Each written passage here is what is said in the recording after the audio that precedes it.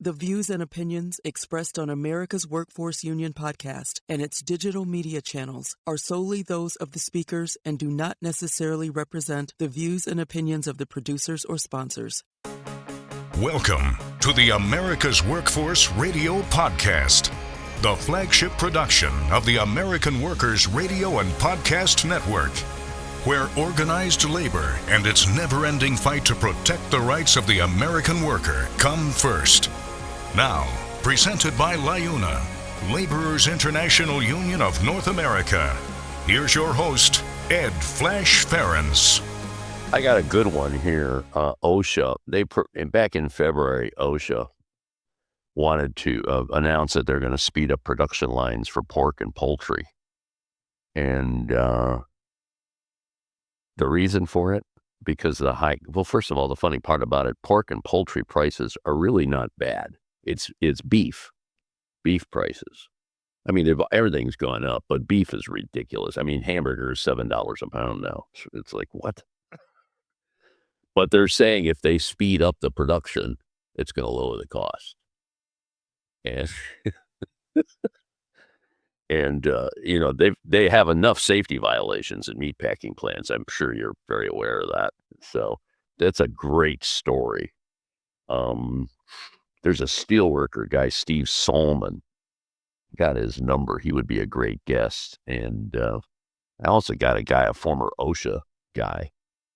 Be a good, I should track him down. He does a Jordan Barab. I think I might reach out to him on that. That would be a great show. I mean, I've said this on the show, anything that we can do for worker safety, I think is paramount. And it goes across the board, especially as, obviously in the trades is not what you call the safest job either. I had him on about a year ago, and you know what he said? He said, the job that can be protected, the job that it makes no sense that there's so many worker deaths. You know what the number one cause of worker deaths is in construction? Trench collapses. And you know why? Because they don't support, when they dig down, they don't put enough support in there for the wall of dirt, And he says it's the most preventable accident there is. The most preventable, and yet people are dying in trenches. Yeah. Stick the new guy down there. Okay. All right. Ready to record, I see. In 3, 2, 1. America's Workforce. This is for Monday, June 1st. Welcome to June. All right. In 3, 2, and 1. Colorado's governor, a Democrat, once again votes against unions. Meanwhile, workers in the University of California school system vote to ratify their first collective bargaining agreement. And today on the show, the secretary-treasurer of the Chicago Federation of Musicians. Welcome to the Monday, June 1st edition of America's Workforce, where we're available on at least 5 platforms. That includes YouTube, Apple Podcasts, iHeartRadio, Spotify, and Pandora. Dr. Karen Suarez-Flint is our featured guest on the show today. She is the Secretary-Treasurer of the Chicago Federation of Musicians. That would be Local 10-208. The website is CFM10208.com. That's the website you want to go to. She is also a vice president of the Illinois AFL-CIO and a member of the Chicago Entertainment Industry Labor Council. Karen is also the founder of the Change the Culture Committee, which is an ad hoc group of women leaders throughout the American Federation of Musicians, whose aim is to confront the epidemic of sexual harassment and abuse in classical music while creating effective policy that ensures a safe work environment for all musicians. Boy, that's a whole show in itself. Today, we're going to focus on what she calls a pathetic settlement by our Justice Department back in March with Live Nation. after which 34 state attorney generals rejected the deal, finished a trial, and then in April, were successful in the biggest antitrust case in years. The jury found on all claims, that Live Nation Ticketmaster has been operating for years as an illegal monopoly. How about that? This was huge, huge. Now, Karen is going to explain the ways in which Live Nation has pretty much controlled 80% of the live music ecosystem, which is pretty complex. I mean, it's permeated throughout the music industry. Even the vendors are part of this, the parking lots, everything. And then we're also going to talk about how musicians are getting screwed, especially by organizations like Spotify. This is an outfit that made $2.5 billion last year. $2.5 billion. What do artists get out of it, on streaming? 0.003 cents per stream. It's just ridiculous. You heard about starving artists. Well, this is a perfect example. So, Dr. Karen Suarez-Flint, Secretary-Treasurer of the Chicago Federation of Musicians, our featured guest on the show today. Again, that website is CFM10208.com. Now, a brief look into the world of labor. The segment brought to you by Boyd Watterson Asset Management. You can find more at BoydWatterson.com. Colorado's Governor Jared Polis, once again, has vetoed legislation that would repeal the requirement for unions to hold a second vote in order to negotiate union security with employers. Now, under the current law, which is totally bizarre, unions must win 75% of votes in the second election to bargain over union dues, which the governor admitted, this is a quote, makes it nearly impossible to win union security at large employers where organizing might even be more important. That's a quote from the governor. By the way, this is the second year in a row that he has vetoed this measure, having blocked a Senate bill with identical language last year. Now, this year's House bill flew through the legislature backed by union leaders from whom the governor faced significant backlash for his decision. So now, Governor Polis joins Governor Abigail Spanberger out of Virginia in the camp of Democratic governors who have recently blocked state legislative attempts to repeal legal roadblocks to union expansion. So sad. We kind of saw this coming. We did several shows on this, and the unions expected the governor to do this, and that he did. Meanwhile, workers in the University of California school system have voted overwhelmingly to ratify their first collective bargaining agreement since their previous one expired 2 years ago.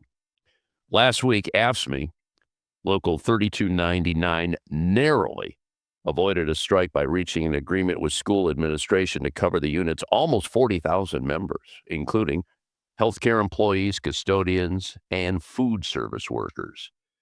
Now, while the parties had come to a tentative agreement, this was on May 15th, it needed to be passed by the membership in a ratification vote. Now, as of Friday, the final step was pretty much complete, with 96.4% of members voting in favor of the contract. That deal will increase wages, provide longevity payments for longtime employees, and cap health care costs, among other benefits. Good news and great news for the employees in the UC school system. All right, we're going to take a quick break. When we come back, Chicago's Federation of Musicians, the Secretary-Treasurer, will be joining us right here on America's Workforce. Back in a few minutes. Don't go away. You're listening to America's Workforce with Ed Flash Ferens. It takes LIUNA to power North America with affordable energy.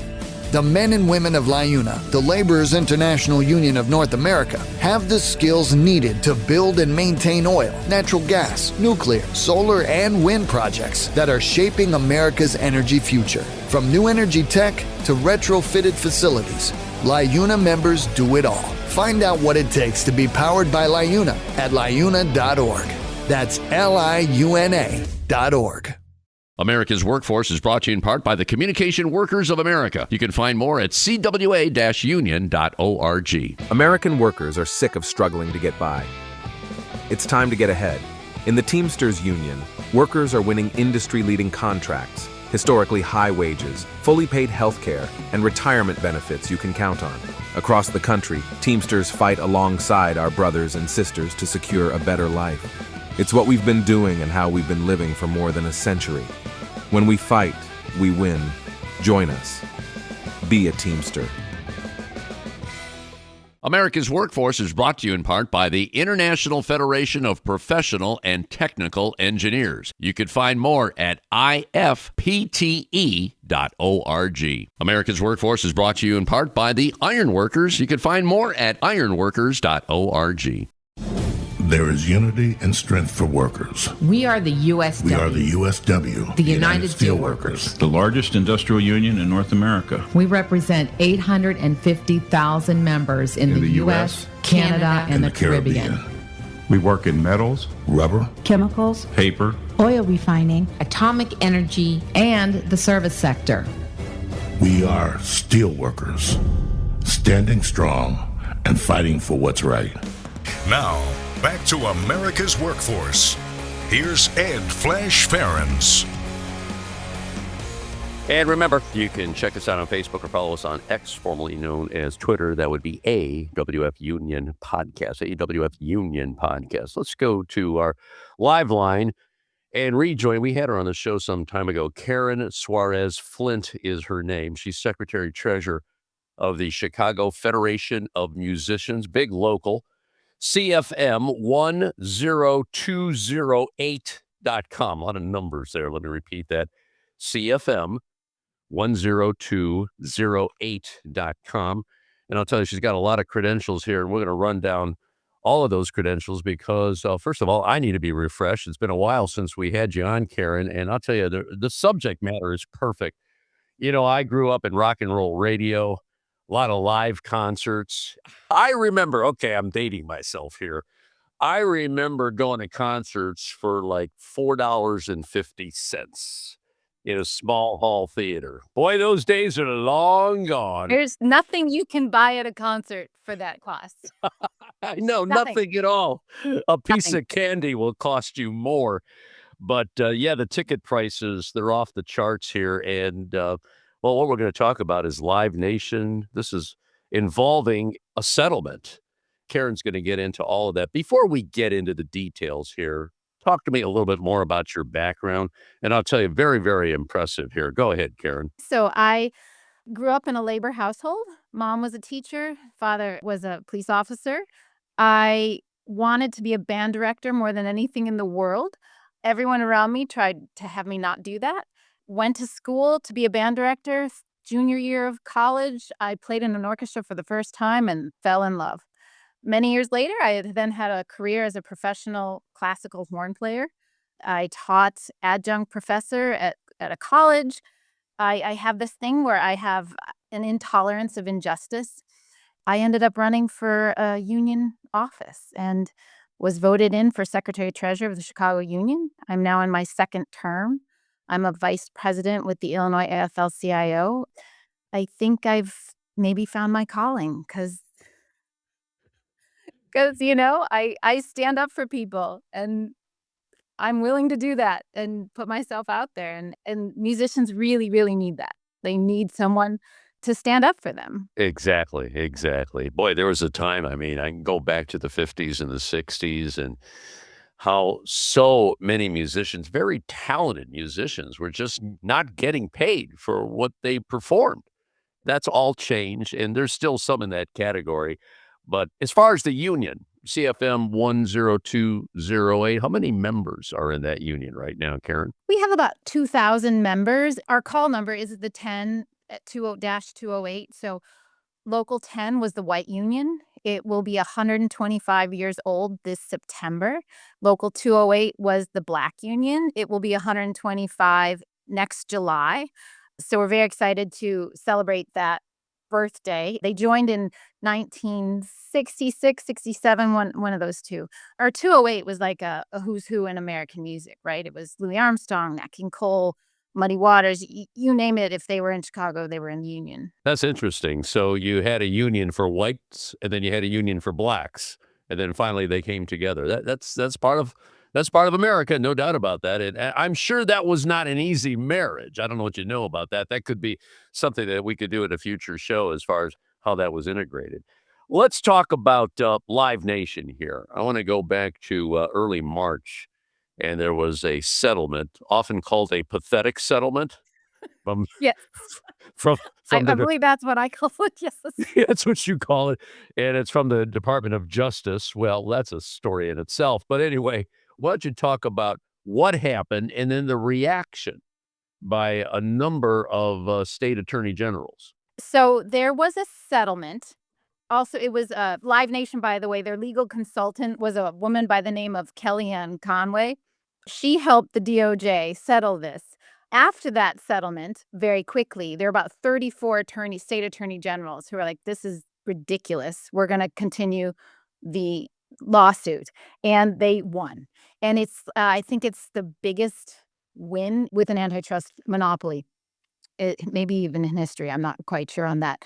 But the reason that I'm here is because the narrative from the media and from politicians surrounding this Live Nation Ticketmaster monopoly has been really focused on protecting the consumer from the high ticket prices.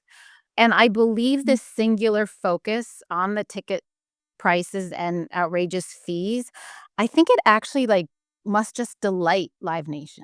I think they're really happy about this because it takes all of the attention off all the other ways in which they make their enormous profit. So if you want to think of it this way, the ticket fees are the cherry on top of the ice cream, on top of the piece of pie that Live Nation has, right? The musicians get the little crumbs that are on the plate.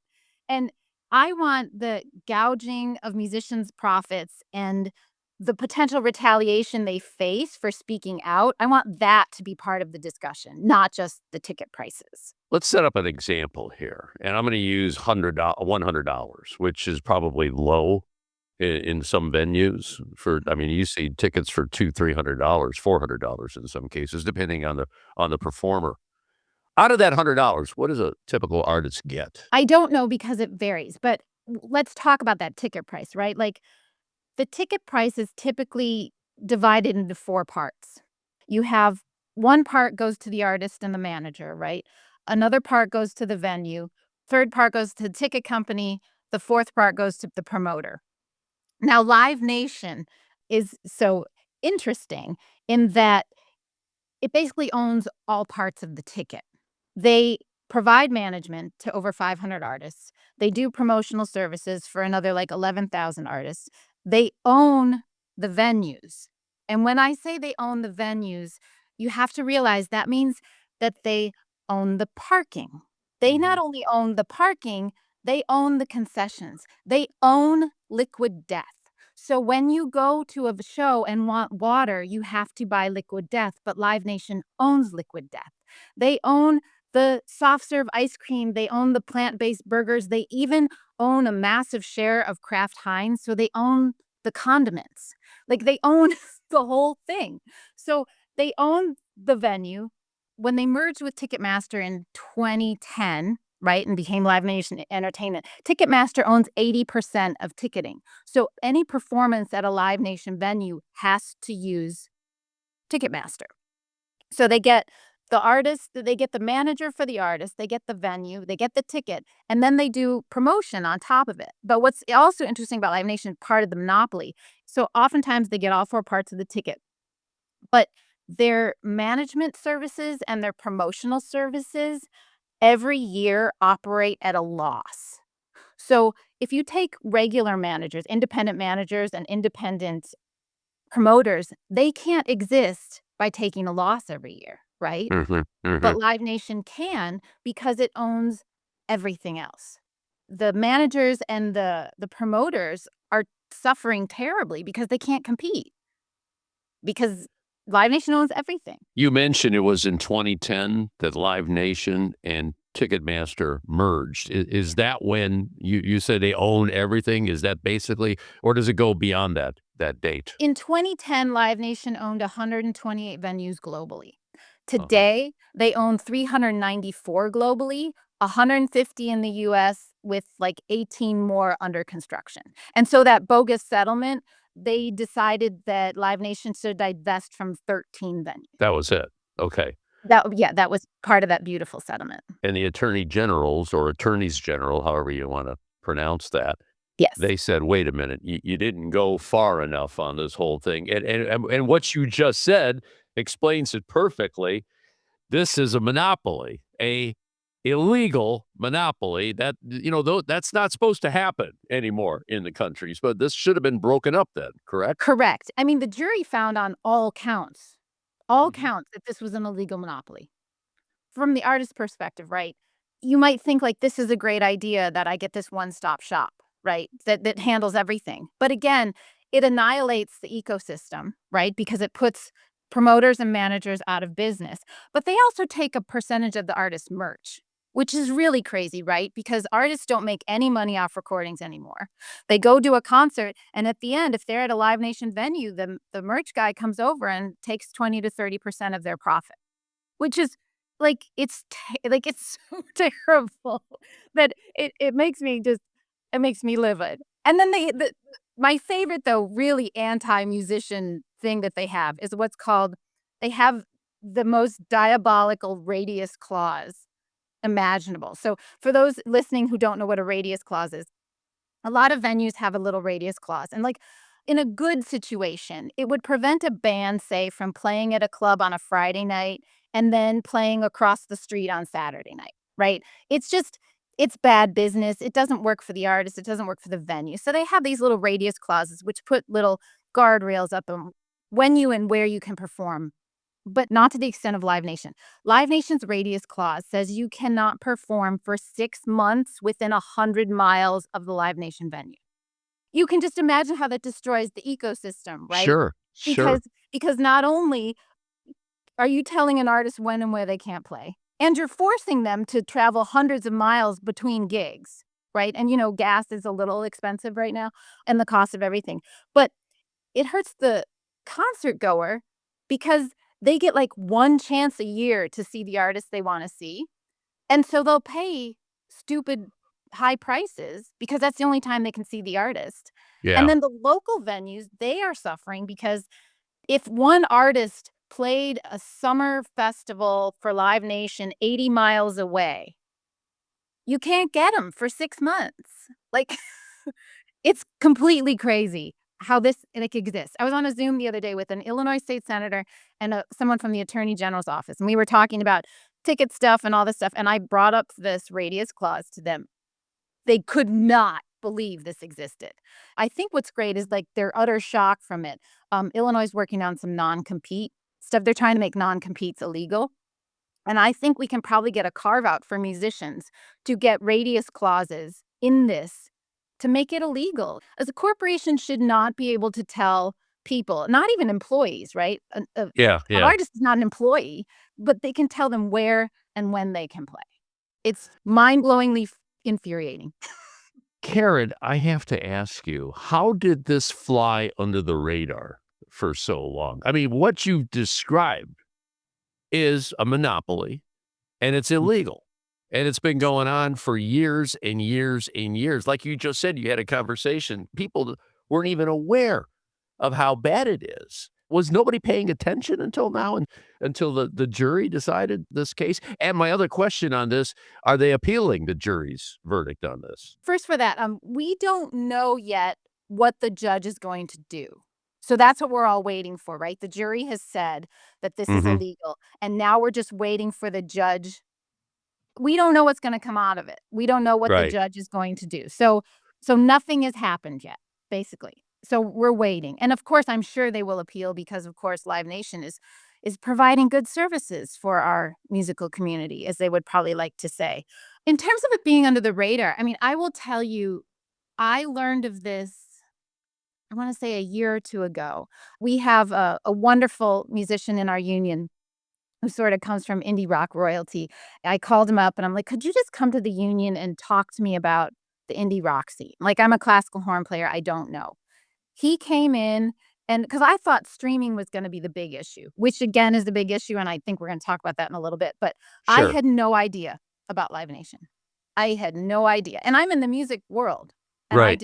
I didn't know. So if I didn't know, the average person doesn't know. But I think the story is much more interesting than just ticket prices, right? Like the fact they own the water.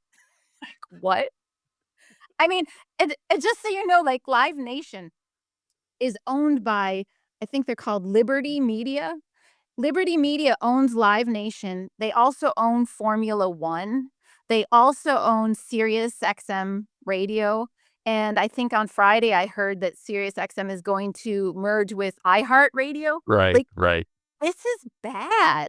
Yes. Yes. Yes. Oh my God. You know, Karen, I hope no aspiring musician is listening to this podcast because it sounds like the future is going to be very gloomy, but I know you have to remain optimistic.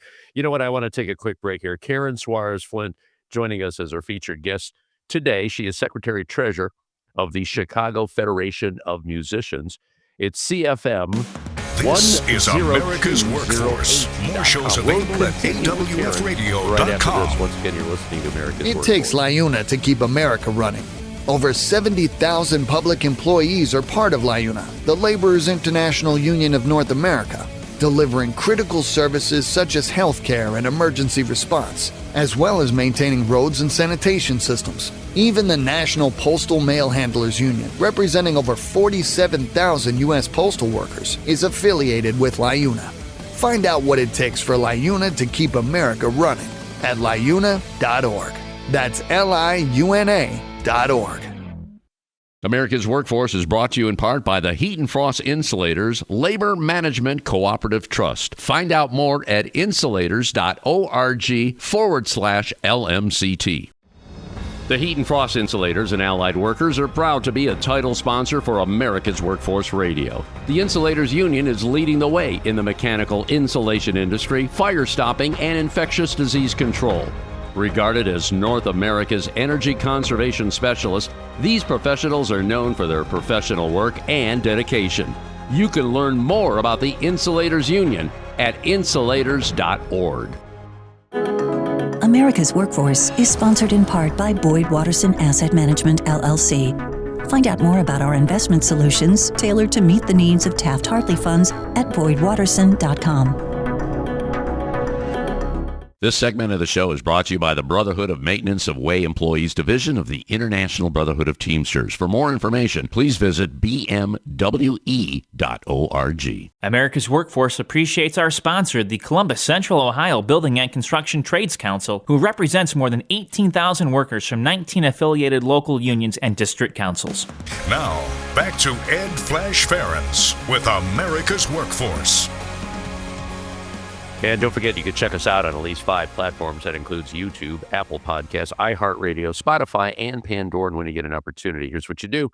Just sign up and receive our shows on a regular basis and give us a rating. Always appreciate those 5-star ratings. And I always appreciate the topics and the guests that we feature here on America's Workforce. I'll tell you, this is an educational opportunity for anybody listening because there's a lot of people that don't understand.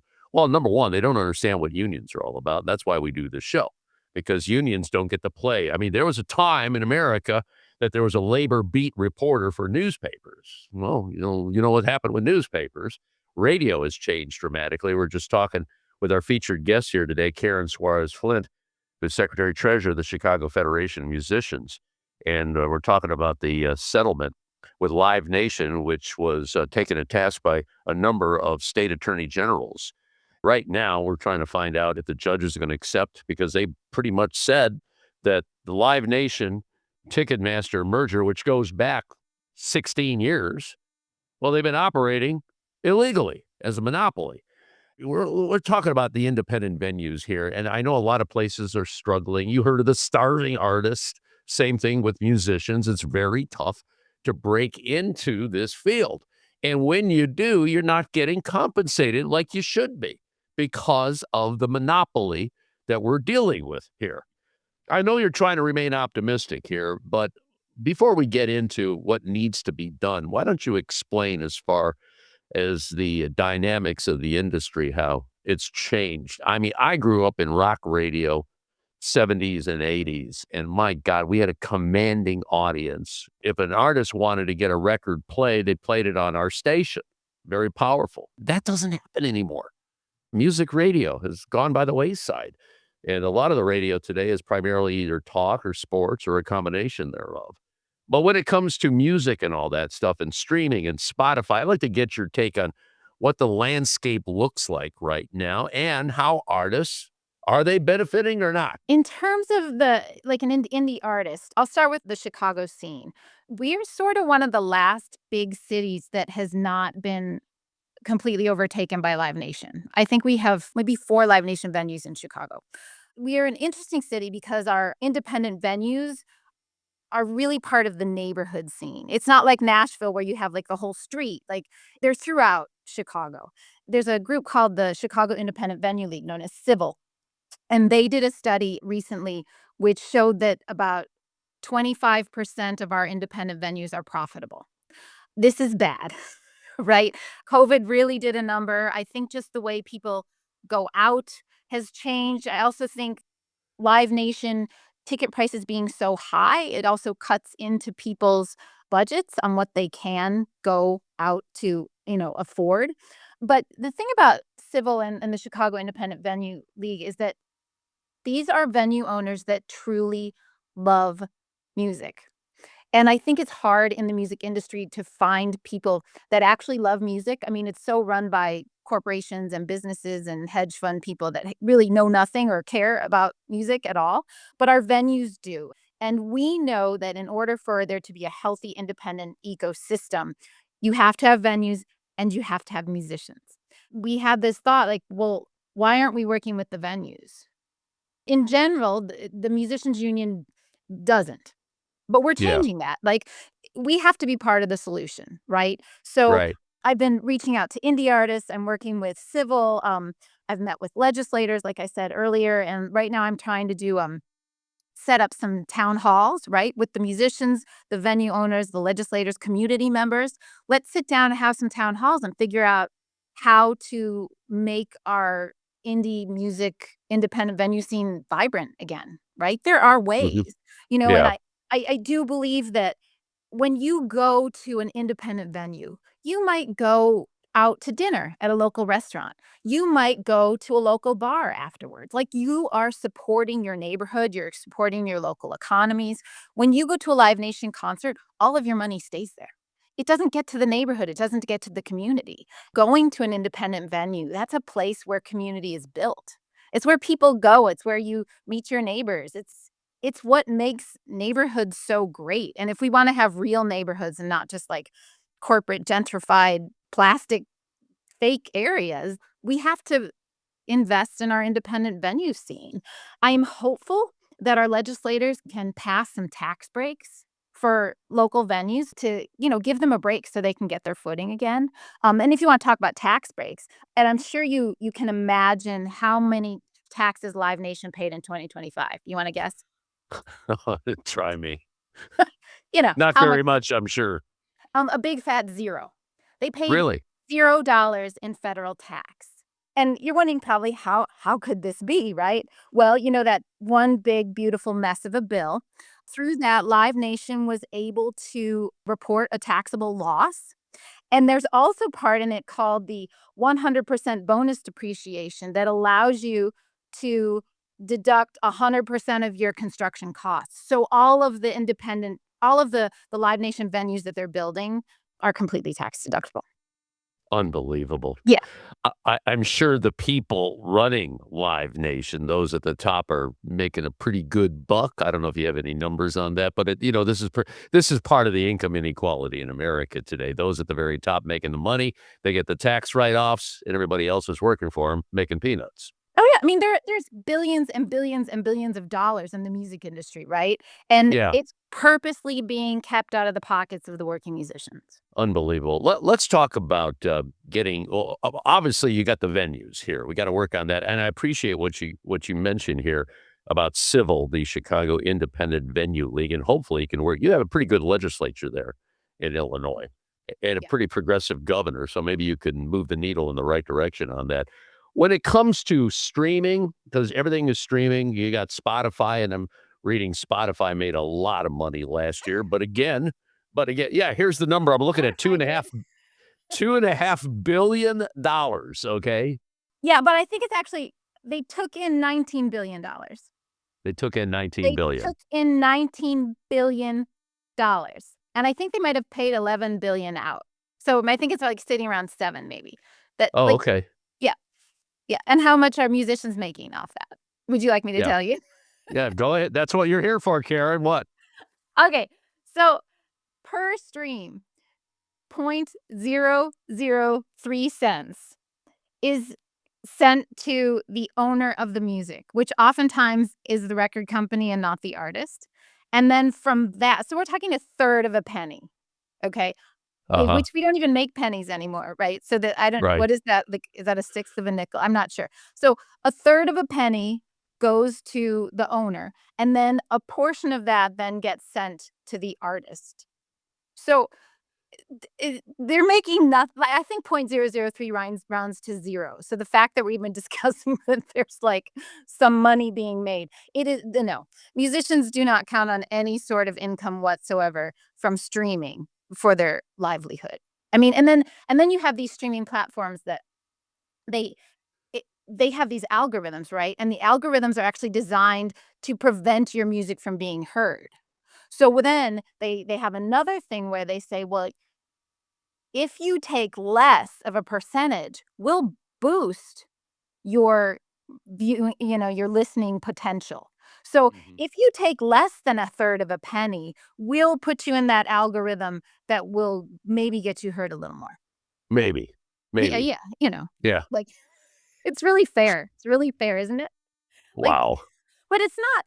I mean, this is nothing new. I mean, the US, what is it? The US, Iran, China, North Korea are the only countries that don't pay musicians for radio play. So we're in really good company, right? Yeah. So that Yeah. We like really are. Jeez. yeah, but we never have. Everywhere else in the world they pay musicians, but what the way that radio comes off is that we're giving you this free exposure.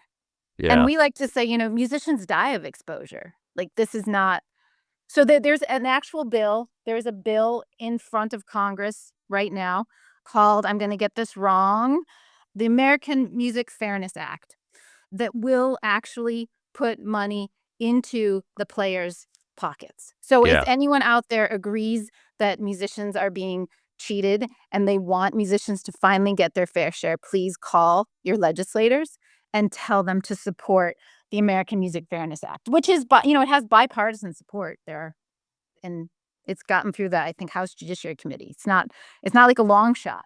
It's just, you get the lobbyists of, say, iHeartRadio, that owns 850 radio stations out there and makes what? I don't know, probably $20 billion a year. And they say, we can't afford it. We can't afford Hmm. to pay. Well, I've heard that line so many And they make a times. donation, right? You make a donation to a politician and suddenly musicians don't need money anymore. Exactly. Yeah, I am familiar with that legislation. One of our sponsors here on America's Workforce is Musicians Local 4, and Yeah. Len DeCosimo Yep. is the I president. know Yeah, Leonard. Yes. Len is a great guy. I'm going to make sure he hears this podcast, and well, he hears just about all of them, but he's a busy guy. He also is involved with the North Shore Federation of Labor. Great union guy, and we have talked about that. I'm glad you brought it up. Hopefully, we can start a campaigning to make it to the finish line on that one, because there's so much. You know what? There's a lot of good legislation out there, but it never gets anywhere because of the lobbyists on the other side saying, "Oh, we can't afford it." Can't Yeah, I afford mean, it. I'm gonna hold you to this because everyone listening loves music. right? Yeah. And if you love music, you want to hear new music. That's kind of where I'm leading the conversation now, where that leads us into, right? Like, everyone loves music. They love musicians. What can we do about it? Karen, not to sound goofy or anything, but you are music to my ears. This was a wonderful conversation here, and hopefully we can get some things done. There is good legislation out there. There's no doubt about that.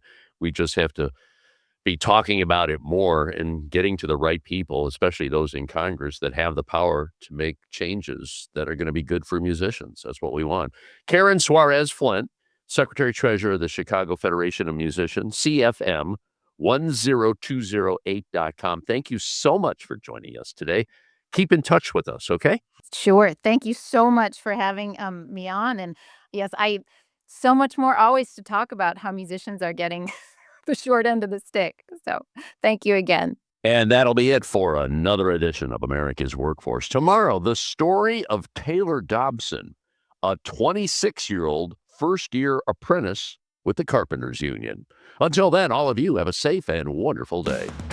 That concludes another episode of the America's Workforce Radio Podcast. Thanks for listening, and be sure to subscribe so you never miss a show. America's Workforce is a production of Labor Tools and BMA Media Group. Find out more information online at labortools.com.